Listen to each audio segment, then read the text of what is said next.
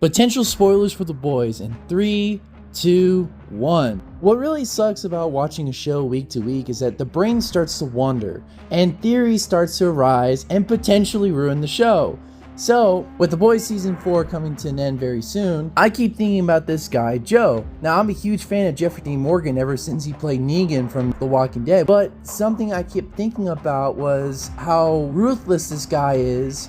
And then I kept thinking about it, and I realized this guy doesn't really talk to anybody else. He has only ever talked to Butcher. And as we've seen over the course of the season, that Butcher has started to have hallucinations with Becca, as she is the angel on his shoulder. Whenever he thought about screwing over Huey, Becca was there to keep him on the right path. But Joe has been doing the exact opposite. Joe has been telling him lies and feeding Butcher his own insecurities and his own delusion of telling him that his team is nothing but a joke, that everyone is holding him back, that everyone is keeping him from doing what he's supposed to do, and that is killing Soups and all that stuff. Every time Butcher does the right thing, Joe gets upset. Just like when Butcher didn't give Ryan the tampered cookies and just take him from Homelander. Butcher would rather take the high road and give Ryan all of his trust because he loves him. But Joe doesn't feel like Butcher is going the extra mile. He's not taking the incentive. So, I mean, it's super clear that it's possible that Joe is possibly an hallucination.